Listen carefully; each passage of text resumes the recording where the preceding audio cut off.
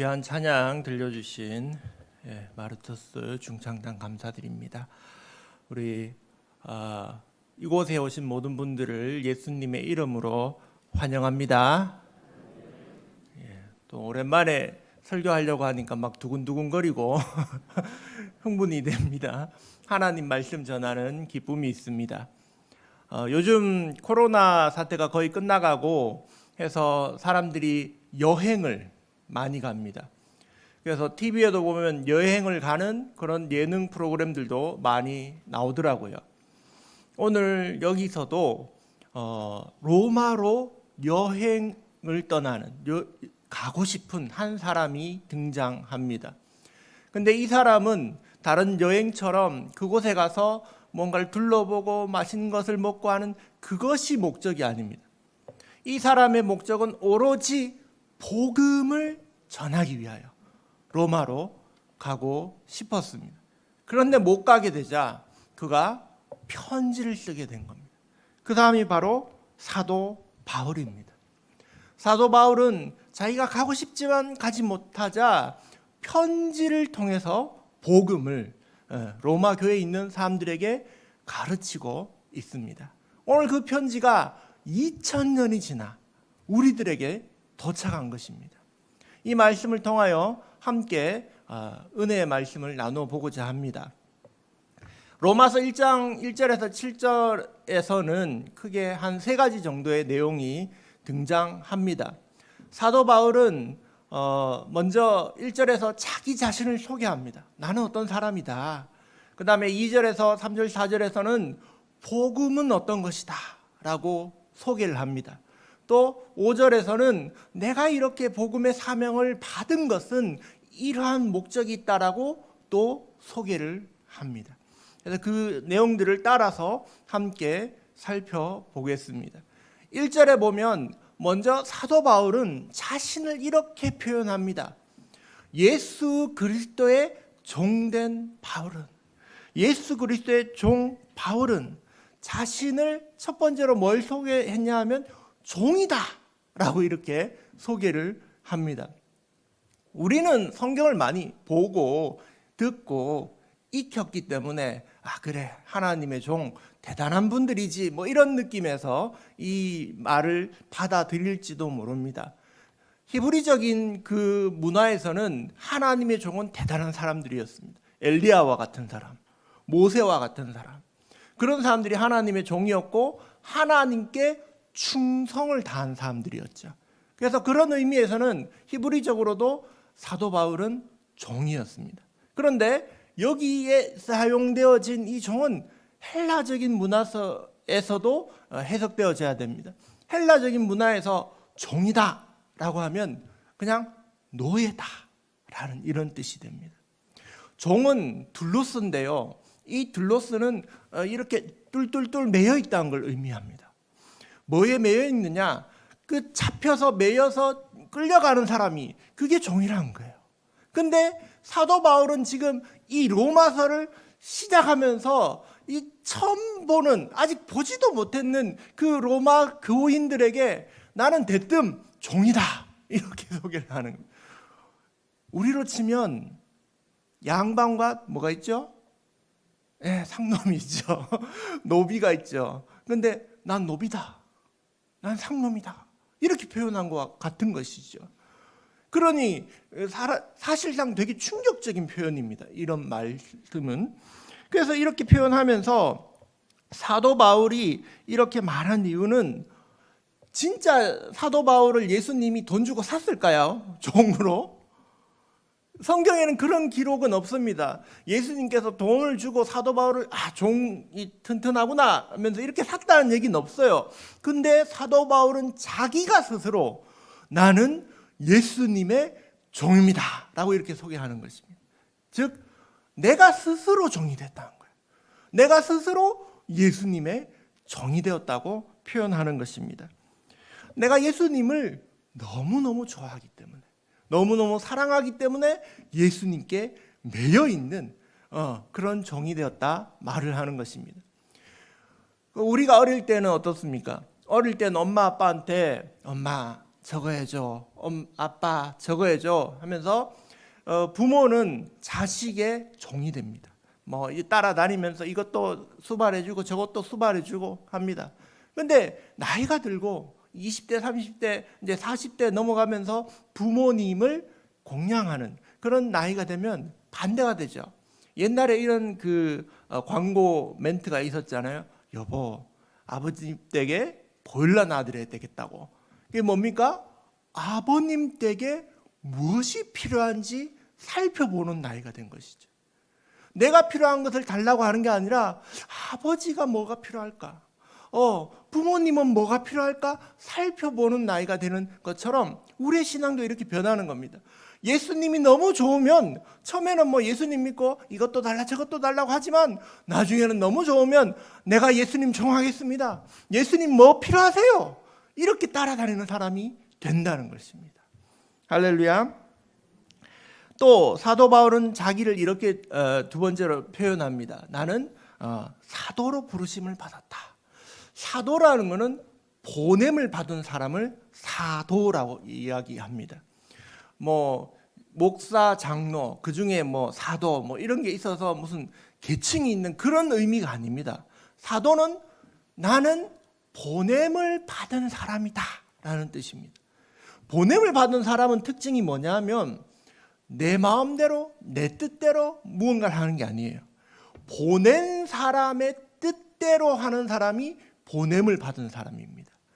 내가 예수님의 사도다라는 것은 예수님이 보내신 대로 내가 따라하는 사람이다 라고 그렇게 말을 합니다. 사도행전 9장에 보면 사도 바울은 처음에는 예수님을 핍박하는 사람이었죠.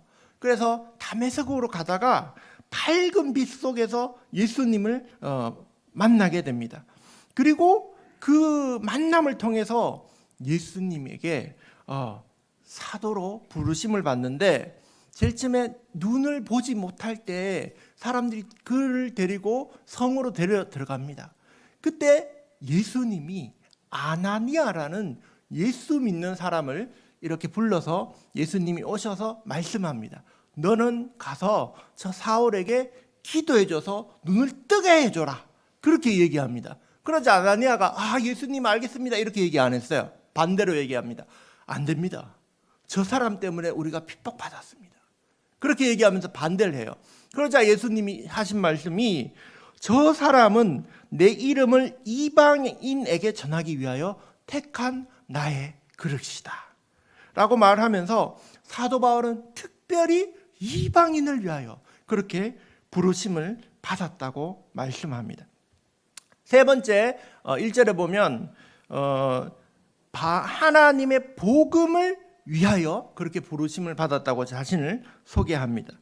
사도 바울은 분명한 목적이 있는 사람입니다. 어떤 사람이냐 하면 복음을 위해 사는 사람이란 것이죠. 그는 입만 열면 복음을 이야기합니다. 예수님을 이야기하는 것입니다. 말만 띄면 예수님이 그랬는데 복음은 이런데 라고 자꾸 말하는 사람이 복음을 위하여 부르심을 받은 사람입니다. 전도는 어명이요라는 책이 있는데 그 목사님이 이런 간증을 했습니다. 그 목사님이 기차를 타고 가는데 여러분 저 세박사 윤무부 박사라는 분 아시죠? 들어보셨잖아요. 근데 그분을 딱 만난 거예요.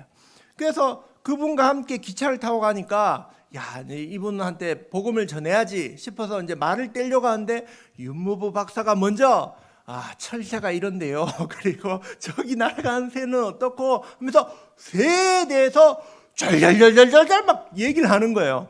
3시간 동안 새 소리만 자꾸 들었어요. 그리고 나서 그 목사님이 하는 말, 저게 전도구나 깨달았다는 것입니다. 정말로 예수로 충만한 사람은 뭐 어떤 경우에도 예수님 얘기밖에 안 나온다는 것이죠. 사도 바울은 그런 복음을 위하여 택함을 받은 사람이었습니다. 자, 그리고 이제 사도 바울은 2절에서 4절에 그런 복음은 뭐냐?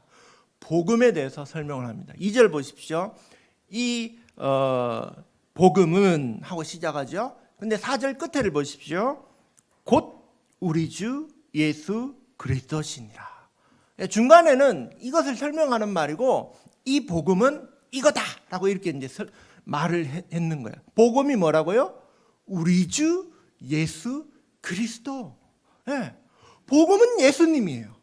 복음은 예수님인데 그 예수님은 어떤 분인가? 이제 이 사도 바울은 또 이제 설명하기 시작한 것입니다. 2절에 사도 바울은 이렇게 말합니다.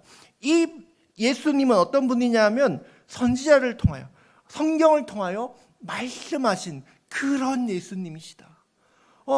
예수님은 바로 이 하나님에 의해서 성경에 약속하신 그분이시다라는 것을 말합니다.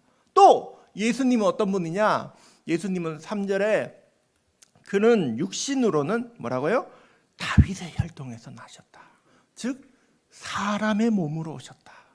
예수님은 인성이 있다. 사람의 몸으로 오신 분이다. 그렇게 말합니다. 또 4절에 뭐라고 합니까? 영으로는 죽은 자 가운데서 부활하사 하나님의 아들로 선포되셨다. 그분은 하나님 아들이다. 신이시다. 이렇게 얘기하는 것입니다. 그분은 성경에 약속된 분이고 그분은 사람의 몸으로 오셨고 그분은 하나님의 아들, 하나님이시다. 이게 복음이다는 거예요. 이게 예수님이라고 사도 바울은 이렇게 말하고 있습니다. 여러분, 근데 이 복음 가운데 아주 중요한 부분이 있습니다. 4절 끝에 뭐라고 얘기합니까? 복음은 곧 우리 주 예수 그리스도시니라. 이 예수님이 우리 주가 돼야 되는 거예요. 하늘에서 오셨든 사람으로 오셨든 나의 주님이 돼야 나랑 상관이 있지. 그 성경에 써 있든 나하고 상관없으면 아무런 소용이 없는 것입니다. 한 목사님이 계셨어요. 이 목사님은 어릴 때 어촌 마을에서 자라나셨습니다. 근데 어촌 마을에서 이제 철수라는 분인데 이분이 있을 때 어촌 마을은 특징이 있어요. 용왕제를 드려요. 배가 풍랑이 맞으면 이렇게 전복되고 막 사람이 죽으니까 바다를 두려워해서 사람들이 그런 우상이 많은 거예요. 어촌 마을들에. 그래서 그 마을에서 예수님을 믿은 거예요. 예수님을 믿으니까 딴 사람들은 다 괜찮은데 옆집 아저씨가 철수를 핍박했어요. 야, 너 예수를 믿냐고. 어촌이니까 우리는 용왕제를 드려야 되는데 너 예수 믿는다고 막 핍박을 했어요. 그런데 이 아저씨가 배 타고 나갔어요. 배 타고 나갔는데 폭풍을 만난 거예요. 막 용왕을 찾고 해도 아무 소용이 없어요. 마지막에 이렇게 얘기하는 거예요. 옆집에 사는 철수의 하나님 살려주십시오. 그렇게 하는 거예요. 그게 뭡니까? 복음은 나의 하나님이 돼요. 나의 주, 우리 주 예수 그리스도가 되어야 되는 것입니다. 자, 또 사도 바울은 그래서 내가 이 복음을 말하는 복음을 맡은 이유를 설명합니다. 5절에 보시면 그로 말미암아 우리가 은혜와 사도의 직분을 받았는데 그 이름을 위하여 모든 이방인 중에서 믿어 순종하게 하나니. 이 복음의 그 사명을 맡은 이유는 믿어서 순종하게끔 사람을 바꾸기 위해서 이렇게 사명을 맡았다고 말하고 있습니다. 로마서 5장 1절에서 이렇게 말하고 있는데 로마서는 신기하게도 너무나 잘 짜여진 이 성경입니다. 그래서 로마서 16장 26절에 한 번 더 언급합니다. 모든 이방인들에게 알려져 그들이 믿고 순종하게 되었다라고 공동번역 표준 세번역에 그렇게 말씀하고 있습니다. 앞에서는 그렇게 믿고 순종하게 하기 위해서 복음을 전하고 있다고 말하고 제일 끝에서는 순종하게 되었다라고 이렇게 말하고 있죠. 즉 복음을 전하는 목적이 있습니다. 복음을 전하는 목적은 다른 사람이 그 복음을 듣고 믿고 순종하게 만드는 것입니다. 그냥 믿는 게 아니에요. 믿고 또 순종하게끔 그렇게 만드는 게 마지막 목표입니다. 근데 믿음하고 순종은 같은 겁니다. 정말 믿으면 순종하게 돼 있습니다. 믿는 사람은 순종하는 사람이고 순종하는 사람이 잘 믿는 사람입니다. 우리가 예수님 믿는다라는 말에 그 말에 순종을 집어넣어야 돼요. 나는 예수님께 순종합니다. 이렇게 말해야 됩니다. 그렇게 하면 근데 말의 무게가 달라집니다. 말의 무게가 달라져요. 내가 그냥 믿는다고 하면 그냥 뭔지 좀 약간 가볍게 그냥 한번 그렇게 일시적으로 믿는 것 같은 느낌이지만, 순종이라는 건 그분한테 완전히 그렇게 매여서 순종한다는 것이죠. 여러분, 하나님께 순종한 사람, 예수님께 순종한 사람은 하나님의 다스리심 아래에 있는 것입니다. 하나님께서 다스리시는 그곳이 어딘 줄 압니까? 하나님 나라입니다. 하나님께 순종하는 사람, 하나님을 믿고 순종하면 그 사람은 하나님 나라를 누리게 되어 있습니다. 여러분, 하나님을 믿고 순종하십니까? 그러면 여러분의 삶 속에 하나님의 나라가 드러납니다. 바울의 그 마지막 목적이 그거예요. 이 로마서를 쓴 목적은 사람들에게, 다른 사람들을 믿고 순종하게 만들려는 것입니다. 바울은 그것을 위해서 이 편지를 썼습니다. 이 로마서를 썼습니다. 그런데 6절에 이렇게 얘기합니다. 오늘의 결론이 6절입니다. 같이 한번 다시 읽겠습니다. 시작. 너희도 그들 중에서 예수 그리스도의 것으로 부르심을 받은 자니라. 아멘. 너희도가 누굴까요? 우리도죠. 우리도 예수 그리스도의 것으로 부르심을 받았습니다. 할렐루야. 여러분도 하나님의 종으로, 사도로 부르심을 받았습니다. 우리도 이제 다른 사람에게 복음을 전해서 믿고 순종하게 만들어야 되는 거예요. 제가 얼마 전에 이 로마서 준비하면서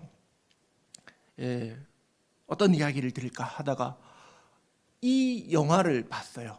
영화 제목이 Letters to God이라는 영화입니다. 하나님께 편지를 이라는 제목입니다. Letters to God. 근데 이 이야기는 어떤 이야기냐 하면 한 8살 된 아이가 소아암을 앓고 있어요. 그래서 암 투병을 하는데 그 아이가 편지를 쓰는 거예요. 제일 처음에 영화가 시작되면 우체부를 집중합니다. 영화 장면에서 우체부가 막 마을마다, 동네마다, 그 집마다 다니면서 편지를 줘요. 미국은 좋더라고요. 편지를 갖다 준과 동시에 우체부를 만나면 편지를 줄 수도 있어요. 그럼 편지가 붙여지더라고요. 그래서 아이가 딱 기다리고 있다가 우체부가 오는 시간을 딱 보고는 그 우체부에게 편지를 받고 자기 편지를 딱 줬는데 우체부가 딱 읽어보니까 from 죄송해요. 우체부 보니까 from Tyler to God이에요. 타일러가 하나님께 편지 씁니다. 이렇게 돼 있는 거예요. 우체부가 이걸 받고 굉장히 당황스러워합니다. 하나님께 어떻게 이 편지를 갖다 드리지? 우체부가 사실은 좀 간당간당했어요. 직장에서 잘릴 위기에 있었는데 이 편지를 자꾸 받다 보니까 우체국장이 당신 구역이니까 당신이 알아서 처리하세요. 이렇게 명령을 받습니다. 그래서 이 사람이 생각도 못해서 그래, 하나님께 갖다 드리면 되지, 교회 갖다 놓고자 이러 싶어서 편지를 모읍니다. 애가 편지를 여러 통 썼어요. 그래서 편지를 가지고 밤에 몰래 교회에 들어갑니다. 그리고 저 앞에 이런 강대상 있잖아요. 강대상에 갖다 놓고 나가려고 할 때 목사님이 샥 등장합니다. 저기요. 그러니까 예, 사실은 제가 이거 받았는데요, 하나님께 드리려고 갖고 왔어요 했더니 목사님이 뭐라고 얘기하냐면, 이 편지가 당신에게 온 것은 하나님이 당신에게 맡긴 것이다. 이렇게 하면서 목사님이 다시 되돌려줍니다. 그래서 이 우체부가 그 편지를 읽어봐요. 이거 도대체 뭐라고 썼나 했더니 병 낫게 해달라고 쓰지 않았어요. 이 타일란 애가 엄마가 고생하니까 엄마를 좀 돌봐주세요. 우리 형이 밴드를 하고 싶은데 그 형을 위해서 하나님 좀 도와주세요. 옆집 아저씨는 맨날 화를 내는데 그 옆집 아저씨를 돌봐주세요. 하나님께 이 아이가 쓴 편지의 내용들이 다른 사람들을 위해서 이렇게 다 편지를 쓴 거예요. 이 우체부가 그것을 보고 하나님께 기도합니다. 하나님, 이걸 어떻게 할까요? 그래서 마지막 영화 장면에서는 동네 사람들 다 모아놓고 그 사람들에게 받은 편지를 그 해당하는 사람한테 다 전해줍니다. 그러자 이것이 영화입니다. 영화 제일 끝에는 아이는 죽고 없지만 그 마을에 우체통이 생긴 거야. 하나님께 보내는 편지 우체통. 그래서 전국 각지에서 하나님께 편지를 쓰기 시작한 거예요. 그렇게 이제 이야기가 끝납니다. 여러분, 사도 바울이 편지를 썼어요. 왜 편지를 썼냐 하면 나는 가보지 못했지만 저기 로마에 사는 저 교인들이 복음을 제대로 들었으면 좋겠다. 예수님을 제대로 믿고 순종하면 좋겠다 해서 편지를 쓴 것입니다. 그리고 그 편지가 우리에게까지 지금 날아온 것입니다. 여러분, 믿고 순종하는 그런 사람 되시길 축복합니다. 더 나아가서 여러분 6절에 뭐라고요? 우리도 부르심을 받았습니다. 여러분도 이렇게 부르심을 받은 줄 믿습니다. 고린도 후서 3장에 이렇게 말씀하십니다. 너희는 그리스도의 편지라. 여러분이 편지라고 했습니다. 여러분이 이 복음을 전하는 편지가 되시기를 예수님의 이름으로 축복합니다. 기도하시겠습니다. 사랑의 하나님, 예수님께서 우리를 위하여 죽으시고 부활하셔서 하나님의 아들 되신 것을 믿습니다. 우리에게 이 귀한 복음을 주셔서 감사합니다. 우리를 통하여 더욱 많은 사람들이 복음을 듣고 믿고 순종하게 하여 주시옵소서. 예수님 귀하신 이름으로 기도합니다. 아멘.